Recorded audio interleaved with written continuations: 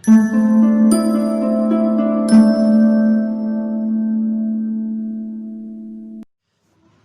students in Khushender sir classes. Students, today I will teach you Animals, written by Walt Whitman. Students, I have taken this poem from the first flight of class 10th. Let us discuss about the poem. The poet tells us that he feels more at home with animals than humans. यहाँ पर Walt Whitman students clearly बताता है हमें कि वो ज़्यादा घर जैसा महसूस करता है जब वो एनिमल्स के साथ रहता है, और जब वो ह्यूमंस के साथ रहता है तो उसे घर ज़्यादा महसूस नहीं होता, घर जैसा ज़्यादा महसूस नहीं होता. Whom he finds complicated and false, क्योंकि वो ह्यूमंस को ज़्यादा अधिक कॉम्प्लिकेटेड पाता है और झूठा पाता है, यानी कि उन्हें ज़्यादा जटिल पाता है, उनकी एक्टिविटी ज़्यादा जटिल है और उनमें कुछ झूठ छुपा होता है. Now let us read line to line explanation in Hindi as well as in English. Here students, you can also look here in our first line. I think I could turn. Turn here means student change. Change into, it means परिवर्तन होना. I think I could turn, यानी कि कवि चाहता है कि वह मनुष्य से पशु के रूप में बदल जाए.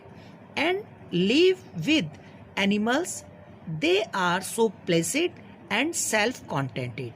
और वो उन एनिमल्स के साथ रहना चाहता है. तो हेयर स्टूडेंट्स, आई थिंक, मैं समझता हूँ कि आई कुड टर्न मीन्स यानी कि वॉल्ट विटमैन जो है वो मनुष्य से पशु के रूप में बदल जाए, चेंज हो जाए. एंड लिव विद एनिमल्स, और वो एनिमल्स के साथ रहना शुरू कर दे.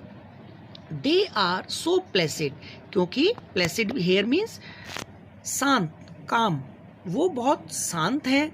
And self contented here means self satisfied. It means not dependent on another or other. वो आत्मनिर्भर है. यहाँ पर स्टूडेंट्स वॉल्ट विटमैन क्लियरली कहता है कि जो एनिमल्स हैं वो बहुत शांत हैं और सेल्फ कॉन्टेंटेड है, यानी कि सेल्फ सेटिस्फाइड है, यानी कि वो आत्म संतुष्ट होते हैं और अत्यधिक शांत होते हैं. I stand and look at them long and long. I stand here means कवि वहाँ पर खड़ा होकर. Look at them long and long here means for a long time. कवि वहाँ पर खड़ा होकर उन पशुओं को एक टक देखता रहता है, एक लंबे समय तक उन पर गौर से देखता रहता है. तो here students, the poet wants to be changed into an animal from human being. He also wants to live with animals because they are so calm and self-satisfied. He is much impressed with animals. He stands and goes on looking at them for a long time. In next stanza, students, they do not sweat. Sweat means पसीना बहाना. Sweat here means पसीना बहाना. And whine about their condition. Whine here means complain or crying. शिकायत करना या चीखना, चिल्लाना. तो here student, they do not sweat. वे बेकार में अपना पसीना नहीं बहाते. एनिमल्स जो हैं अननेसेसरी, अनावश्यक रूप से अपना पसीना नहीं बहाते. And win about their condition, और वो अपने दशा पर व्याकुल होकर कराहते भी नहीं है, नहीं वो अपनी दशा पर व्याकुल होते हैं, कराहते हैं या चीखते चिल्लाते नहीं हैं. दे do not lie awake in the dark. और वे एक प्रकार से जब अंधेरा हो जाता है तो वो जागते हुए भी नहीं सोते. जैसे ह्यूमन बीइंग जो है वो जब रात होती है तो अंधेरे में जागकर अपने आप को जगा कर के रखते हैं, यानी कि सोने की बजाय, जबकि उन्हें सोना चाहिए. दे do not enjoy full sleep at night and awake in the night, और वो रात को जगते रहते हैं। लेकिन यहाँ पर स्टूडेंट्स एनिमल जो है, वॉल्ट विटमैन कहता है they do not lie awake in the dark, कि वे अंधेरे में जागकर सोते नहीं है। And weep for their sins, और weep for their sins here means student वो अपने पापों के लिए भी रोना नहीं रोते, अर्थात वे रात के अंधेरे में कर अपने पापों पर रोना नहीं रोते, अपने पापों का रोना नहीं रोते। They do not make me sick, और वो ना ही मुझे सिक हियर मीन्स परेशान करना, यानी कि रॉन्ग डीड्स करना। सिन पाप होता है, और यहाँ पर सिक का मतलब स्टूडेंट्स यहाँ पर परेशान करना है। और एनिमल जैसे ह्यूमन बीइंग एक दूसरे के पास शिकायत लेके जाते हैं, उन्हें परेशान करते हैं, but animals do not make me sick, परंतु यहाँ पर एनिमल्स जो हैं वो मुझे परेशान भी नहीं करते। Discussing their duty to God, यानी कि अपने भगवान के प्रति जो उत्तरदायित्व हैं, कर्तव्य हैं, उनका विचार करके मुझे वो न ही परेशान करते हैं। तो यहाँ पर कवि ऐसा कहता है। तो here students animals never sweat unnecessarily and they do not cry over there condition, they don't awake in night, they enjoy full sleep at night and never weep over their sins. They also don't make anyone or poet sick by discussing their duty to God. Not one is dissatisfied. Here students, the poet is telling us कि कोई भी जानवर dissatisfied नहीं है, यानी कि कोई भी जानवर यहाँ पर डिससेटिस्फाइड नहीं है। No one is dissatisfied, not one is demented with the mania of owning things. Demented here means mentally, students demented here means mentally, with mentally sick, मानसिक रूप से पागल होना। मैनिया ओबेशन यानी कि मैडनेस, पागलपन। Things here student poet wants to say कि कोई भी एनिमल पागल नहीं होता, मानसिक रूप से पागल नहीं होता।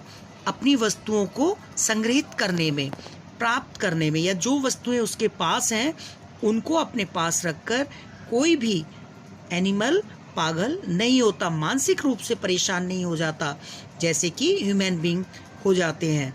Not one kneels to another, और ना ही नेल्स हियर मीन्स बेंड, झुकना, और ना ही कोई जानवर दूसरे जानवर के सामने झुकता है। Nor to his kind that lived thousand of years ago, और ना ही स्टूडेंट्स यहाँ पर कोई भी जानवर, चाहे वो बेशक हजारों साल पुराना हो या हजारों साल वर्ष का हो, वो उसके सामने दया नहीं दिखाता, उसके सामने रेस्पेक्ट तो अपना नहीं करता।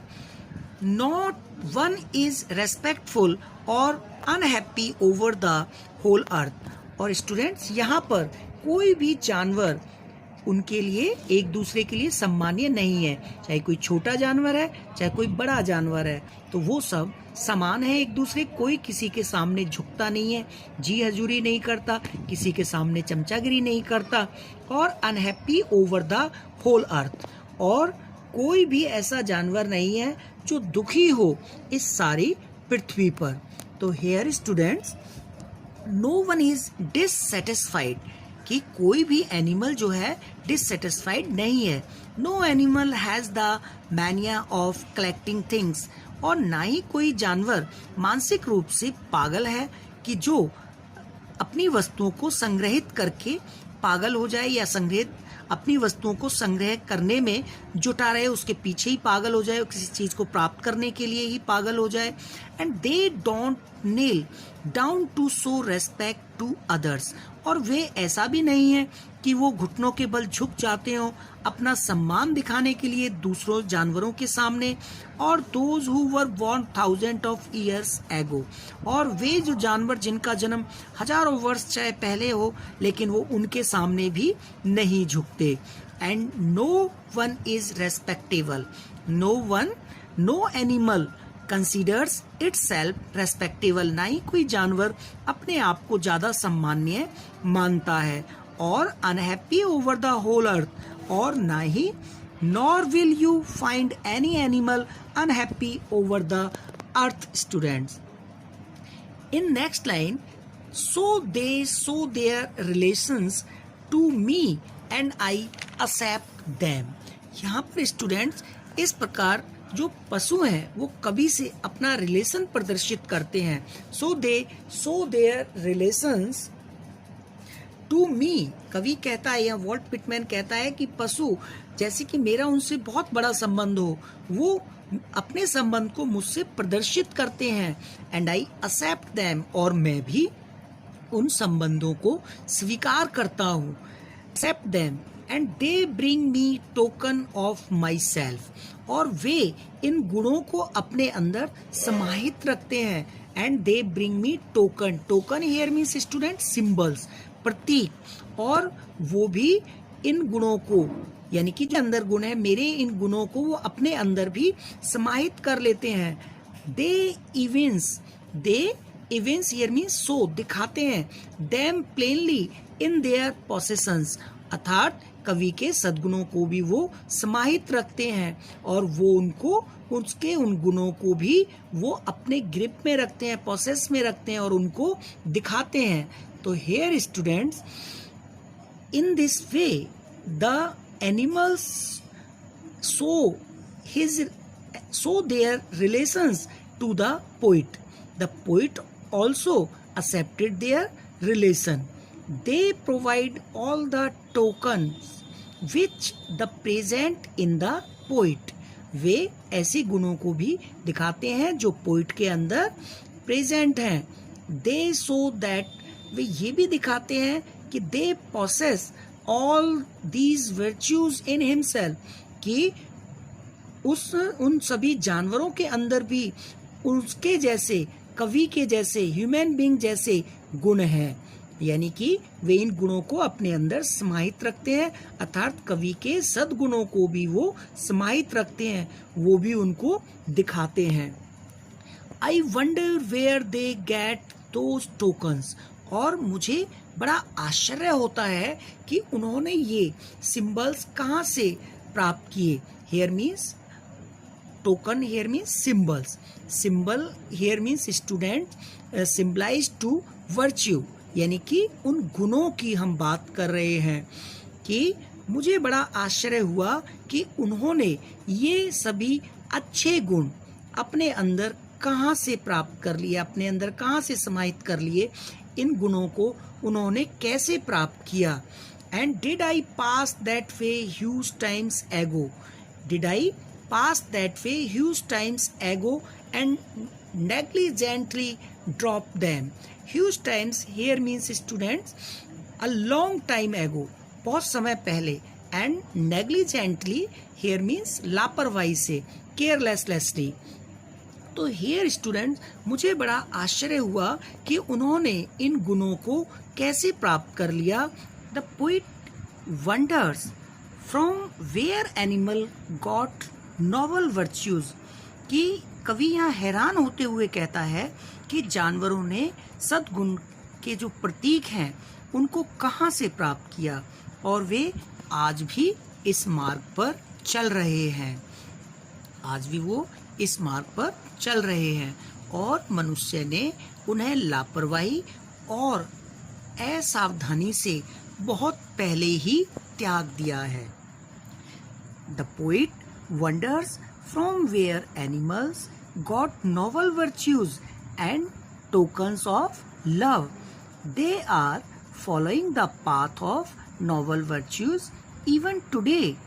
Humans and the poet himself have left this path negligently before a long time. कवि यहाँ हैरान होकर के कहता है कि पता नहीं कहाँ से इन जानवरों ने ये नोबल गुण प्राप्त कर लिए हैं और जो टोकन ऑफ लव है उसको प्राप्त कर लिया है और वे आज भी इस रास्ते पर चल रहे हैं, यानी कि सद्गुणों के रास्ते पर चल रहे हैं, जबकि human and the poet himself have left this path. खुद मानव ने और यहाँ तक कि कवि ने खुद इन रास्तों को छोड़ दिया है. Negligently before a long time. और कैसे मैंने बहुत समय पहले इन सब गुणों को छोड़ दिया. And negligently drop them. कैसे पता नहीं, मैं जो एनिमल्स के अंदर गुण होते हैं जो वो अपने संबंधों को, मेरे गुणों को अपने अंदर समाहित रखते हैं, लेकिन मैंने पता नहीं उन गुणों को बहुत समय पहले कैसे छोड़ दिया.